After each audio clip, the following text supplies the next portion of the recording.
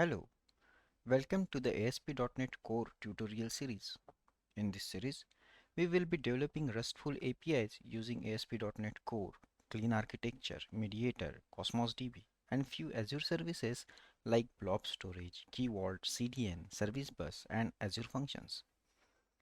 We will also try to follow few recommendations of domain-driven design. This series might not be suitable for beginners. If you are new to API development, then I will recommend you to first watch some basic tutorials and then come back. Before starting the session, I want to make one thing very clear that I am not an expert in this area and I am also like you, learning and trying to improve skills. In this series, I am just trying to share how I structure my application. There are hundreds of other ways to do it. Please share your thoughts about it in comments and also suggest if you feel any particular area can be done better. We will be using clean architecture in this application, and to understand it better, I strongly believe that you should have very good understanding of dependency inversion. So in this session, let us try to understand it using simple console application. You can see here, this example stimulates typical layer architecture. There are three layers: UI, business, and data. Apart from that, there is one extra class library project, demo entities. In this example, demo entities project has an employee entity which we need in both projects, so I added reference to it in both the projects. This demo project has a single method, getEmployees, which returns an employee list. UI project calls getEmployees of business layer and business layer calls getEmployees of data layer. So dependency flow is something like this. UI has reference to business layer and business layer has reference to data layer. And disadvantage of this dependency flow is that if we will make any change in our data layer, that is demo DLL in this case, it can break our business layer. Let us see this in the code. Let us run this application. Now here you can see that from my UI layer, we are calling our business layer getEmployees method. Now we are inside business layer. Now business layer getEmployee method is calling data layers getEmployee method, and data layer employee method in real life will fetch that data from database and then it will return you to business layer, and then business layer will return it to UI layer where we will display it. And let us have a look on dependency. Here you can clearly see that in my business layer I have dependency of DLL, and in my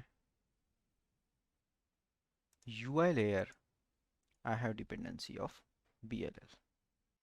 The worst thing is here we are creating object of data layer inside business layer using new operator. That means your employee BLL class is tightly coupled with employee DLL class, and this is strongly not recommended. We can slightly improve this project by introducing interfaces and injecting the dependency via client code. And that is what we generally do when writing layered architecture. But most of the time we do it wrong.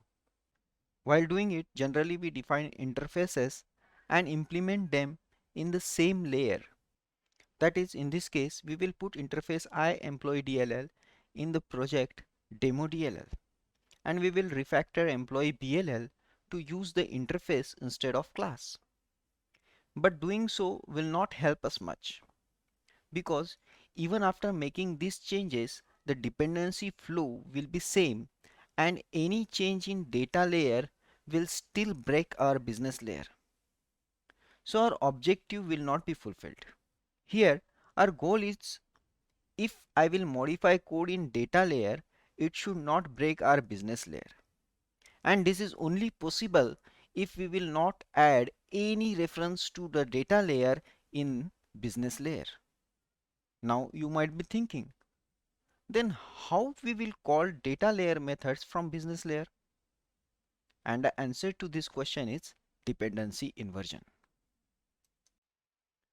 To achieve this, we will define interfaces of data layer in the business layer and will implement them in data layer. So as we want to implement these interfaces in data layer, we have to make them available in the data layer.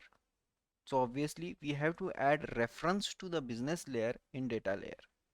Now to call methods of data layer from business layer, we don't need reference of data layer, as all these methods are defined in these interfaces, and these interfaces are placed locally inside our business layer.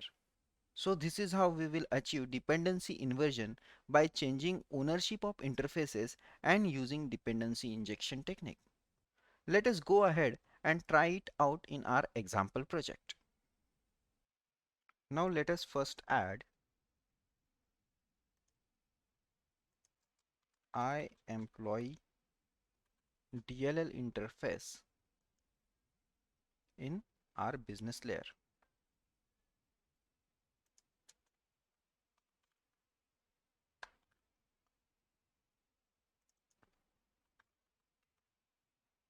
And it will have single method. Now let us go to project dependency and remove dependency of data layer. Now let us add dependency of business layer in our data layer, and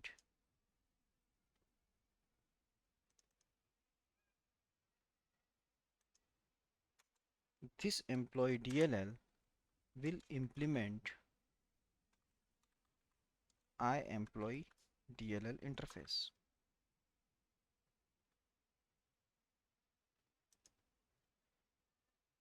Now go to our BLL. Now here earlier we are creating object of data layer directly using new operator. Remove this.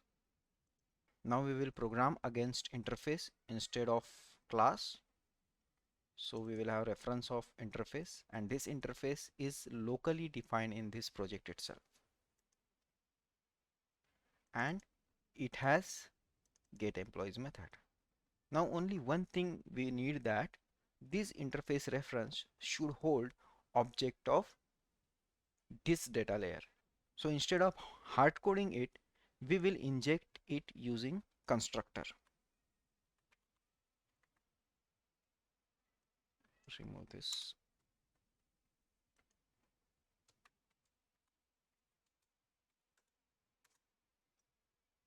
And over here we will inject dependency from our client code, and that dependency we will assign to this local reference, and using this reference we will call getEmployees method. So obviously whatever class we will inject over here, its getEmployees method will get called. This is one good example of polymorphism. In our real life ASP.NET Core application, we will inject this dependency using DI container, which is provided by framework itself.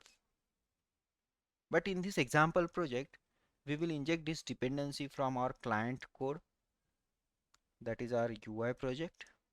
Now you can see that earlier we were creating object of employee BLL in our UI project like this, but now it will not allow us to do that, because this class now has this constructor which needs object of employee DLL. So we will be injecting object of employee DLL from here. New employee DLL. Obviously, if we want to create object of employee DLL over here, then we will need a reference of data layer. So in dependencies, you can go and add reference of data layer over here.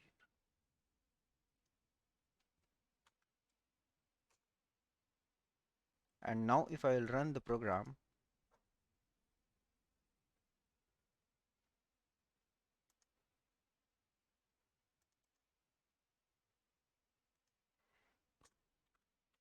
you will get same output. Just now, whatever refactoring we have done is called dependency inversion. We removed reference of data layer from here. As we removed reference of data layer in our BLL, now if I will make any changes in data layer, it will not going to break my business layer. So my business layer is now independent of data layer changes.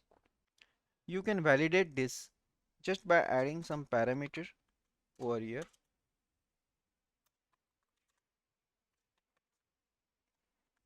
And now if I will compile this solution,